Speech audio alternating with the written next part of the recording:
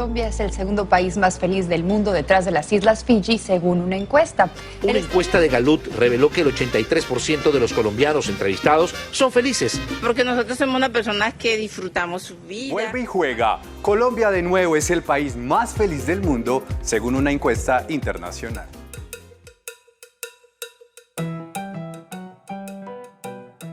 Aristóteles fue el primero en hablar en su libro de Ética a Nicómaco sobre la felicidad y cómo era que se debía alcanzar.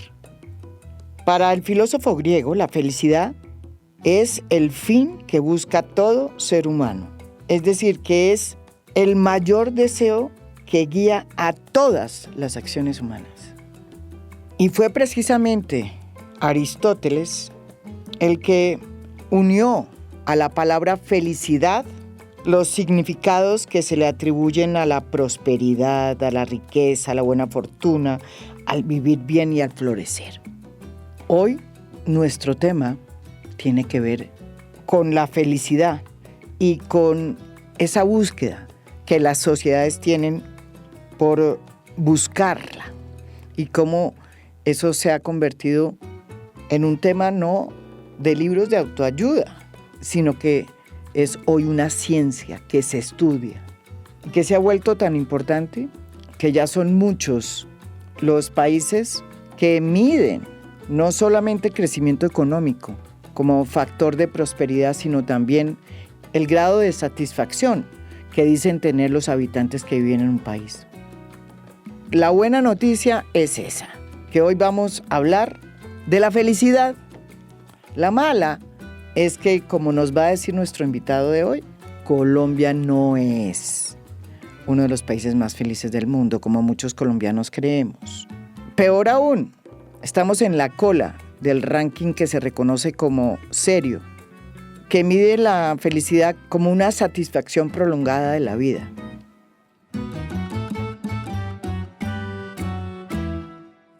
Nuestro invitado de hoy se llama Andrés Oppenheimer, un periodista al que conocí hace muchos años, argentino que vive hace muchos años en Estados Unidos, en Miami. Ha trabajado muchos años en el Miami Herald, donde tiene hasta hoy una columna, y es el conductor de uno de los programas más escuchados en América Latina de CNN en español y que se llama Oppenheimer Presenta.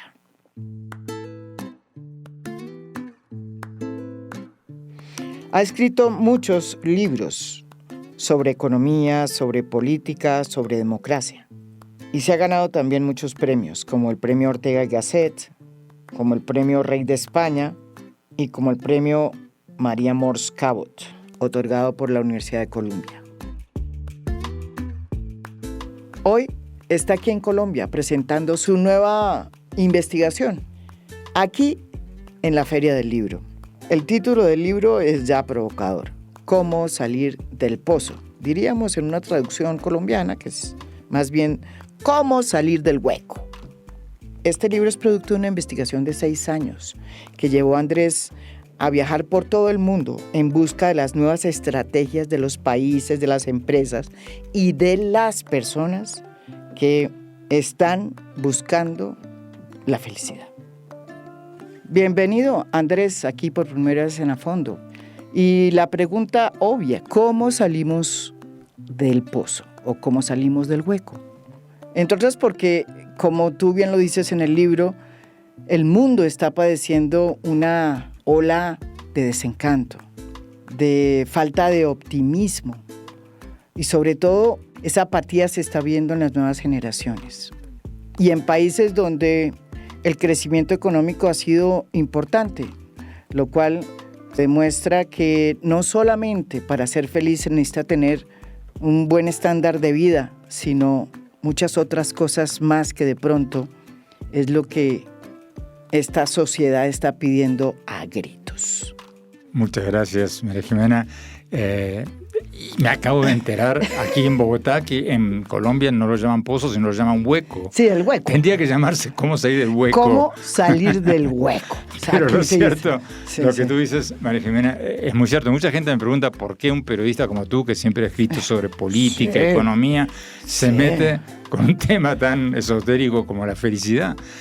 Y también me preguntan, como un argentino, ¿no? Que somos el país del tango, de la desesperanza, de la tragedia, de la catástrofe. Sí. Vine a dar clases de felicidad a Colombia, que son el país de la rumba. Es correcto. Bueno, pero después Es de como leer tu libro, uno tiene muy claro que nada de estos colores ni nada de estas maneras como hablamos tiene que ver con la felicidad. Efectivamente. Porque el país más feliz, según tu libro y todos los rankings que tú utilizas, son países como Finlandia y Suecia. Sí, María Jimena, el motivo por el que me metí en esta investigación de 6 años y recorrí el mundo, como tú bien 6 dices, años. es que como alguien que siempre escribe sobre política, economía y todo eso, a mí como que me sacudió lo que pasó hace 5 o 6 años en Chile, en Perú y acá mismo en Colombia. Claro, por las protestas. Claro. Las protestas sociales en Chile, que era el país que yo y los economistas y los politólogos y siempre tú lo y veían todos como- nosotros citábamos como el modelo de América Latina, el país que Sí. más crecía y reducía la pobreza, de repente estallido social. Y ahí me empecé a preguntar, ¿qué está pasando? ¿Cómo el país más exitoso de América Latina? Después pasa lo mismo en Perú, pasa lo mismo en Colombia. Y ahí me empecé a interesar un poco qué está pasando. Y ahí fue cuando entrevisté a John Clifton, que es el presidente mundial de la Gallup, Sí, que y es... le pregunté, le hice esa pregunta, y él me dijo que exactamente lo mismo está pasando en todo el mundo, incluso en el mundo desarrollado. La infelicidad en el mundo está aumentando todos los años. La gente tiene cada vez más autos, cada vez más televisores plasma, cada vez más esto, pero la gente es cada vez más infeliz. Desde que empezaron a hacer su encuesta sobre la felicidad Sí. hace como 20 años, Sí. el nivel de infelicidad de la gente aumentó del 24% a 33% a nivel mundial. Tú te basas para hacer esta investigación en los últimos informes del ranking del reporte mundial de la felicidad hecho por Gallup. En ese ranking, los 3 primeros puestos están ocupados por países nórdicos: Finlandia, Dinamarca e Islandia. Luego está Israel, le sigue Países Bajos, luego Suecia, Noruega, Suiza, Luxemburgo y Nueva Zelanda. Adivinen dónde estamos los latinoamericanos y sobre todo Colombia. Colombia está en el número 72 de 140 países. O sea, en el ranking en el que el país más feliz del mundo es el número 1, Colombia sale número 72. A mí me llamó mucho la atención. ¿Por qué? ¿Por qué? Porque ustedes, los colombianos, son rumberos, amigueros, familiares. Sí. O sea, tienen todos los elementos que uno pensaría que son felices. El tema, María Jimena, es que hay 2 maneras de medir la felicidad. Una es, como lo hace esta encuesta, que es la Muy más vale. seria, la que más que respetan los expertos, es preguntarle a la gente en todo el mundo, no los expertos, porque no tiene sentido preguntarle a los Sí. expertos cuál es el país más feliz, porque la felicidad es algo distinto para cada uno de Sí, nosotros. sí. La mejor manera de medir la felicidad es preguntarle a la gente en cada país cuán satisfecho estás con tu vida en una escala del 1 al 10. Tú preguntas eso en todos los países y después mides cuál país es más feliz que otro. En esas encuestas salen primero los nórdicos, los escandinavos, y Colombia sale en número 72 por debajo de Chile, por debajo de Uruguay, por debajo de Costa Rica, incluso, no lo tengo frente a mí, pero incluso debajo de Argentina. No puede ser. Ahora, tú O sea, has visto... ya no somos el país más feliz del mundo, Pero como en algún momento creímos. Bueno, es que hay otras encuestas en que Colombia sí sale entre los más felices del mundo, pero esas encuestas son un poquito truculentas, porque no miden la satisfacción de vida, sino la alegría. La satisfacción de vida... ¿Y cuál es la diferencia? Explícame. La satisfacción de vida es un fenómeno más o menos permanente. Sí. Que va a, pues, digamos, a largo plazo. Claro, se mide más. los escandinavos están satisfechos con sus vidas porque tienen un buen sueldo, tienen un seguro de salud, tienen una buena vida comunitaria, tienen una buena vida. Entonces, están satisfechos con su vida. Eso es un fenómeno, digamos, a largo plazo, un fenómeno más o menos permanente. Los latinoamericanos, que somos más rumberos, más familiares, más amigueros, todo eso, salimos muy bien parados en los rankings de la alegría. En esos rankings, en lugar de preguntar a la gente cuán satisfecha estás con tu vida en una escala de 1 al 10, le preguntan a la gente cuántas veces te reíste en las últimas 24 horas. ¿Y ahí salimos? Exactamente, primeros, segundos, terceros. Qué buena explicación. El problema, María Jimena, es que si tú haces la pregunta de la alegría al revés y preguntas en Colombia o en Argentina, ¿cuántas veces en las últimas 24 horas te sentiste desesperanzado, triste, ansioso, deprimido? También salimos primeros. Por eso los expertos, los que saben, toman más en serio las encuestas de satisfacción de vida que las encuestas de alegría. Tú confiesas que iniciaste esta investigación sobre la felicidad y cómo medirla con mucho escepticismo, sobre todo porque terminaste yendo a la cumbre de la felicidad que se estaba llevando a cabo en Miami en mayo del 2022 y te encontraste con un mundo muy diferente al que te imaginabas. ¿Cómo es que funciona una cumbre de la felicidad? Explícame. Fui a la cumbre mundial de la felicidad. Y yo, entre nos, María Jimena, tú me conoces de muchos años, soy un periodista escéptico como tú. O sea, yo dije, esto va a haber incienso, va a haber gente en batas blancas, cruzada de piernas, con pulseritas, sandalias. Dije, yo ahí me voy a sentir como pez fuera del agua. Pero me senté y escuché a algunos conferencistas que me dejaron con la boca abierta. Porque lo que empecé a descubrir ahí y lo que empecé a investigar cuando empecé a investigar este libro es que hay toda una nueva ciencia de la felicidad. Hay cada vez más gente que descubrió mucho antes que yo lo que estábamos diciendo recién, que hay un aumento de la infelicidad en el mundo, que incluso los países que más ingresos tienen más altos niveles de felicidad de los que tenían antes y de infelicidad de lo que tenían antes. Y entonces hay países que están haciendo cosas muy concretas, estrategias muy concretas, países, empresas, escuelas, para aumentar la satisfacción de vida de la gente. Entonces lo que hice es, fui a Finlandia, fui a Dinamarca, fui a Gran Bretaña, fui a la India, fui a Israel, fui a Bután, fui a muchos países que están haciendo cosas muy interesantes para no solo aumentar los ingresos, sino aumentar la felicidad, la satisfacción de vida. Ahora, yo no digo en el libro de que el crecimiento económico no sea importante, porque hay algunos políticos que nos quieren vender la idea de que, bueno, en realidad el crecimiento económico no es tan importante, lo importante es la vida, la felicidad, todo. No, esos son cuentos chinos. Si tu economía no crece, aumenta la pobreza y tu pueblo no va a ser feliz.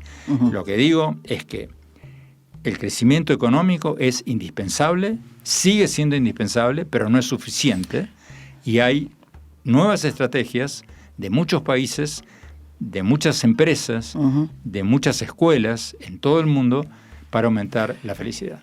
Bueno, hay muchos, además del crecimiento económico, como bien dices tú en el libro, hay también otros factores importantes. La educación, dices, que es muy importante, pero quiero llevarte a Bután, que es de los reportajes que haces. Bután es uno de los países que es el primero que empieza a medir el Producto Interno Bruto, no solamente por el rango de crecimiento de la economía, sino por la felicidad que tienen los habitantes. ¿Cómo es eso? Sí, eso es impresionante. Eso, fíjate Bután, ¿no? Es un paisito muy pequeño en la punta del Himalaya, entre China e India, al que es muy difícil ir, porque hasta hace poco, yo fui el año pasado para escribir este libro, y no daban visas individuales, solo puedes ir en grupos autorizados por el rey.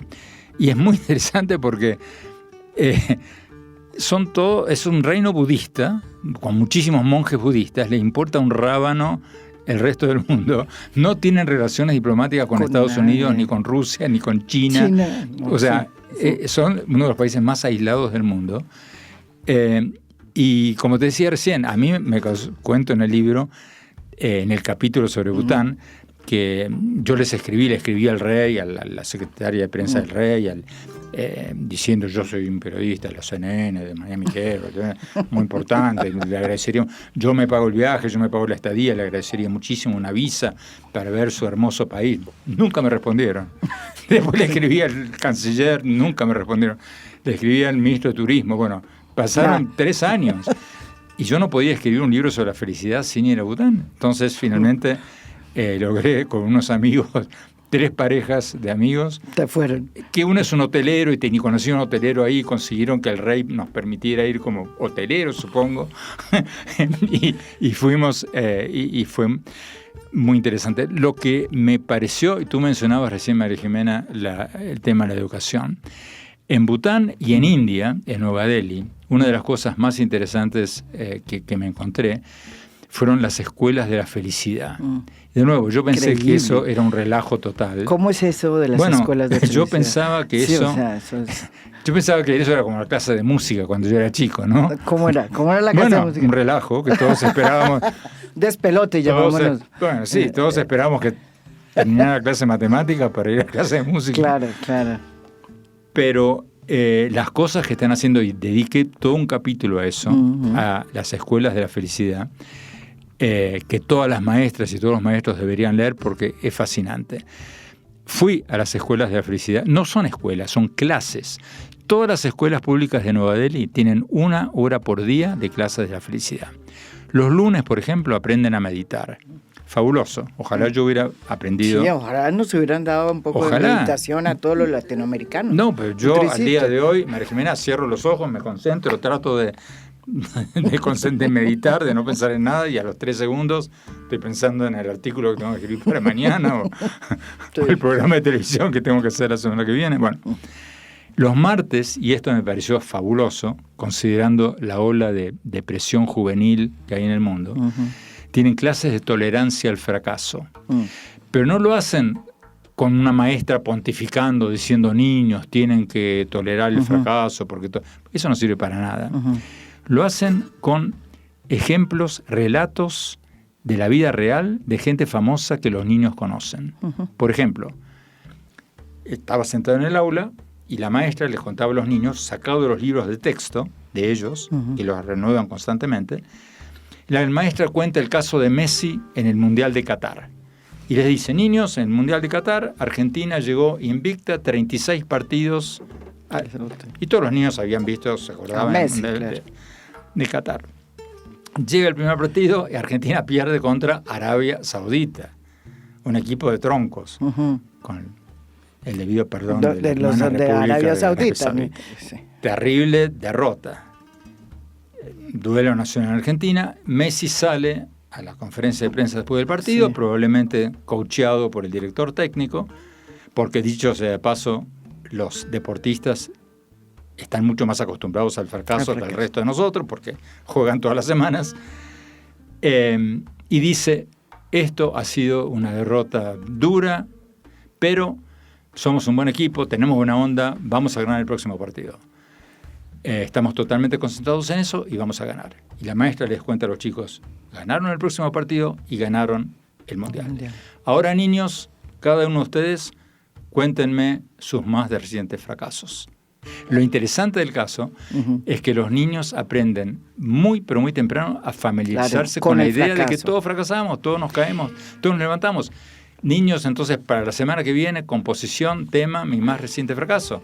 Y la semana que viene le cuentan otra historia parecida. En el libro cuento varias de esas historias. Varias de esas. Otra cosa que cuentas tú, y es muy interesante, es que toda esta afán por la felicidad y estudiarla como una ciencia tiene que ver también con una ola de en la juventud de miedo al fracaso. En Inglaterra dices tú que hay casi que una oleada de depresiones, de la depresión, que como un síntoma complicado en las nuevas generaciones. En Estados Unidos probablemente eso es lo que ha impulsado las epidemias que hemos visto con el fentanilo. En fin, haces una radiografía, traes cifras sobre cómo esta juventud de hoy es una juventud muy distinta, que no está enfrentada bien al fracaso.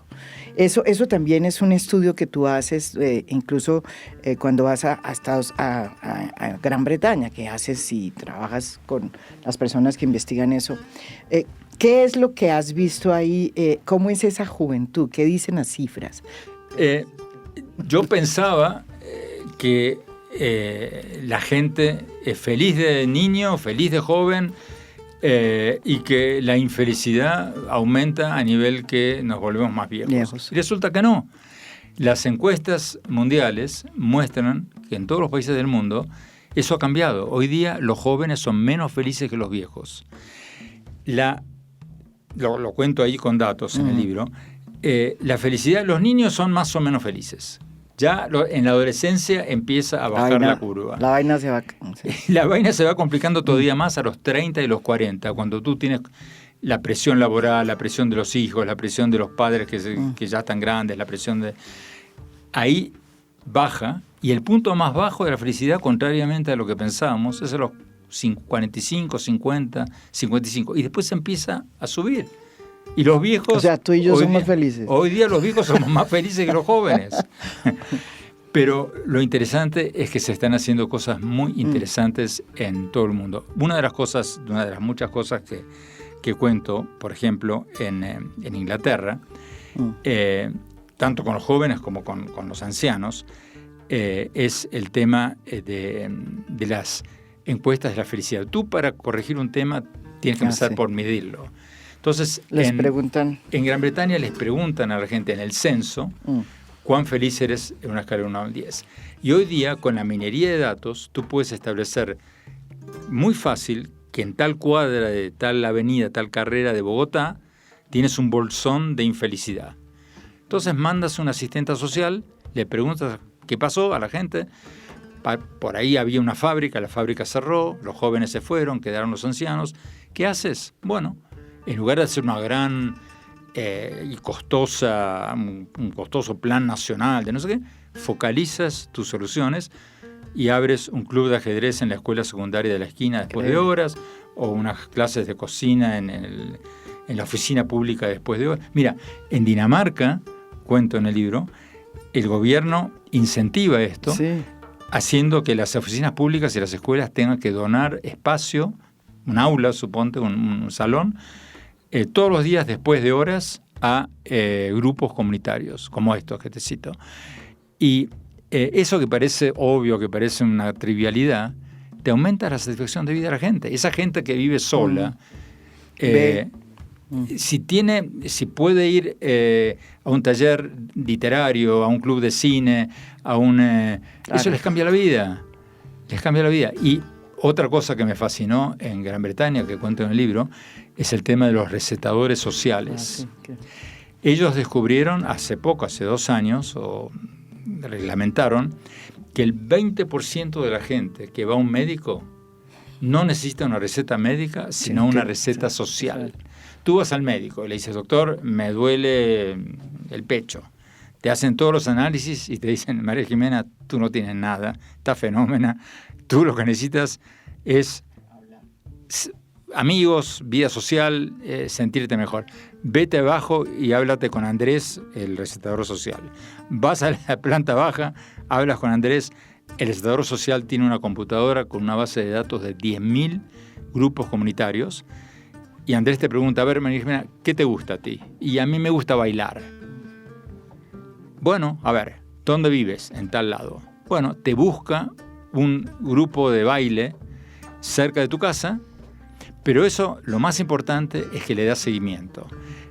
Llama al director, a la directora del grupo de baile, le avisa que tú vas a ir el jueves a la tarde a las 7, le pide que te reciban bien, te llama, y eso es fundamental, porque una persona deprimida, una persona desganada, de nada sirve que el médico le diga tú necesitas ir a un grupo de danza, porque si estás deprimida no vas a ir. El estador social te hace la cita, se ocupa de que te reciban bien, te llama al día siguiente y si no te gustó te consigue otro grupo.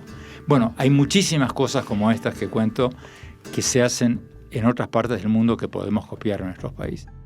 Andrés, una de las cosas que también señalas tú para poder perseguir la felicidad es la necesaria relación que eso tiene con la mayor o menor corrupción que haya en los países. Y eso pues que es una cosa que ya todos presentimos y lo sabemos, sobre todo si somos periodistas, ni más faltaba, es en este caso pues muy presente. A más corrupción hay mayor desconfianza de la sociedad frente a las instituciones. Y a menor corrupción, pues la confianza en las instituciones aumenta y eso es clave a la hora de construir una democracia más amplia y estable. Por ejemplo, tú señalas que los países escandinavos son los países que más impuestos cobran a sus ciudadanos, pero sin embargo son los más felices, porque lo hacen sabiendo que esa plata sirve para contribuir a su bienestar, el de todos, porque tienen confianza en el manejo que le dan las instituciones a ese estado de bienestar. En países del Global South o en países latinoamericanos, esa ecuación es tremenda. Y tú traes a colación precisamente una experiencia que se hizo en la que se dejaron una serie de billeteras en las calles de algunos países escandinavos, de algunos países del Global South y en algunos países europeos también. El resultado fue publicado por la revista Science y reveló que el 82% de las billeteras con dinero abandonados fueron devueltas a sus dueños en Dinamarca y que los países más honestos que le siguieron fueron Suecia con 81%, de billeteras devueltas, Suiza con 79% y Noruega con 78%.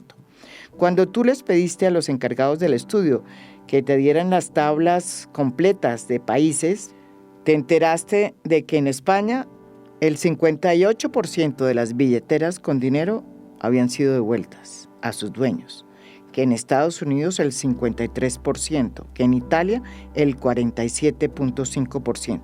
Y que en América Latina los porcentajes de honestidad fueron muchísimo menores, salvo en Argentina y en Brasil, donde 49% de las billeteras con dinero fueron devueltas, y Chile, que tuvo el 37%, la honestidad cívica de los demás países latinoamericanos incluidos en el experimento fue patética. En México, solo 18% de las billeteras con dinero fueron devueltas y en Perú el porcentaje fue de solo 13 puntos. Tú llegas a una conclusión un tanto cínica porque dices, sin duda, los mejores países para perder una billetera en la calle, pues son los escandinavos. El experimento era tirar las billeteras, dejarla tirada en la calle y ver cuánta gente la devolvía. Y lo hicieron tiraron 17.000 billeteras en creo que 40 países, 300 y pico de ciudades. Sí. Y después contaron cuántas billeteras devolvieron en cada país. Por supuesto, los países en que más billeteras devolvieron fueron Dinamarca, Finlandia, los países más felices. Los países donde menos billeteras devolvieron, bueno, ahí están en el libro. Imagínenselos ustedes. Pero estamos... lo interesante del caso de la corrupción, si tú miras... Es la confianza que se genera frente a las instituciones, que es lo que tú empiezas a medir y que se mide muy bien en los países nórdicos. Exactamente. Y si tú miras el ranking de los países más felices, coincide casi exactamente con el ranking de los países menos corruptos. Los países menos corruptos del mundo en el ranking de transparencia internacional son los mismos. Dinamarca, Finlandia, Suecia, Noruega, etcétera, etcétera. Para mí, después de entrevistar a todos estos gurúes que saben 1000 veces más que yo de todo esto, lo que me quedó, María Jimena, es que la clave es la educación, la clave son las escuelas. Y ahí cuento lo que se hace en las escuelas en Nigeria, por ejemplo, que es uno de los países más corruptos del mundo, tanto o más que los nuestros, que les enseñan a los niños, de la misma manera que en India, con las clases de la felicidad, a combatir la corrupción desde muy niños. ¿Y cómo lo hacen? De nuevo, no con clases magistrales, niños, eso no sirve para nada. Uh-huh.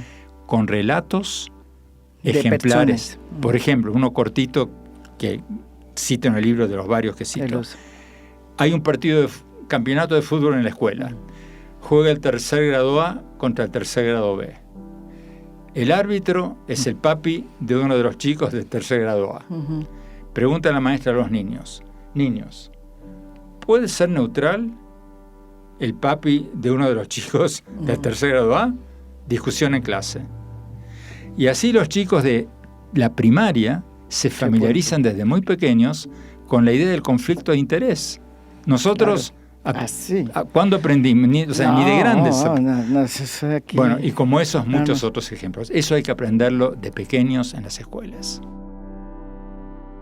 Otro de los aspectos que tú tocas en el tema de la felicidad es lo que está pasando en las empresas, porque obviamente es parte pues de esta cosmogonía, del cambio de paradigma sobre qué es importante en la sociedad. ¿Qué están haciendo las empresas por hacer más felices a sus empleados? ¿Qué encontraste?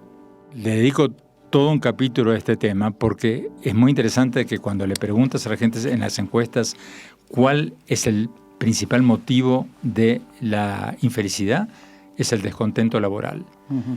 Porque pasamos la mayor cantidad de horas de nuestras vidas en el trabajo. Uh-huh. Por lo tanto, y yo cito ahí varias cosas que están haciendo en Google y en muchas otras empresas para combatir el descontento laboral. Y una de las cosas que más me impresionó de lo que están haciendo las empresas de vanguardia es lo que están haciendo para incentivar el optimismo. Porque el optimismo es una clave. Así es, otra cosa que dices tú, que los optimistas viven más, los pesimistas viven menos. Hay un estudio de la Academia Nacional de Ciencias de Estados Unidos que los optimistas viven 6 años más que los pesimistas, y otro estudio de Stanford que dice que viven 10 años más. Pero te lo resumo con esta historia de los dos, que debe ser apócrifa, pero que es muy ilustrativa, de los dos ejecutivos de ventas de fábricas de zapatos inglesas que fueron a África en el año 1900. Sí. Esa es que la recoges en el libro. Va el primero, el pesimista, a África, mira y manda un telegrama a su jefe. Y dice: malas noticias, acá todo el mundo está descalzo. Me regreso a Londres la semana que viene. Va el segundo, llega, mira, ve exactamente lo mismo y le manda un telegrama a su jefe diciendo: buenísimas noticias, acá todo el mundo está descalzo. Tenemos una oportunidad de negocios de oro. Obviamente al optimista le fue mucho mejor que al pesimista. Entonces, para resumir todo ese capítulo en 2 palabras, el pesimismo paraliza, el optimismo energiza. Hablando de felicidad, y ya para terminar, Andrés, Gustavo Petro fue uno de los primeros presidentes que se metió a estudiar el tema de la felicidad y que sorprendió cuando hizo en el 2018 su campaña sobre la base de la política del amor. Y en una sociedad, ya pensando en términos generales, digamos, la sociedad del conocimiento, que es plural, digamos, que es toda la diversidad del saber a la que tenemos que llegar, no puede nunca desligarse de la sociedad de la sensibilidad. Esta es la que permite las transformaciones. Esta es la que permite sobrevivir en cierta forma.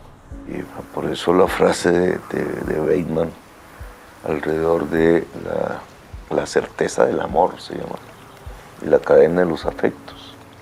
De ahí saqué yo el tema de la política del amor, indudablemente. De hecho, hay varios documentales que hablan sobre la política del amor y Gustavo Petro. ¿Alguna reflexión sobre la introducción, por lo menos en las narrativas de la política del amor que hizo Gustavo Petro?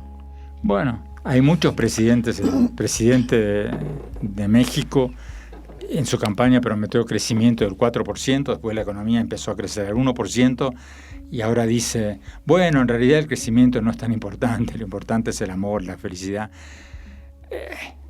María Jimena, pero sin crecimiento no hay reducción de la pobreza. Sin reducción de la pobreza no hay más felicidad. O sea, hay que ponerle a la política de amor crecimiento. O sea, la política de amor es poesía. O sea, tú tienes que ponerle crecimiento económico y, además del crecimiento económico, hacer políticas de amor y de felicidad y de satisfacción de vida para aumentar la satisfacción de vida como están haciendo todos estos países. Hay que hacer las dos cosas, pero el crecimiento económico es indispensable, aunque no sea suficiente.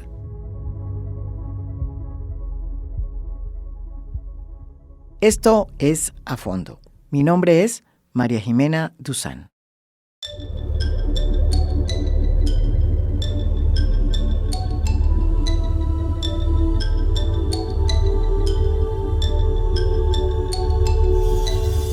A Fondo es un podcast producido por Mafialand. Producción general, Juan Diego Barrera. Gestora de audiencias, Beatriz Acevedo. Postproducción de audio, Daniel Chávez Mora. Música original del maestro Óscar Acevedo. Nos pueden escuchar también en mi canal de YouTube. Gracias por escuchar. Soy María Jimena Duzán.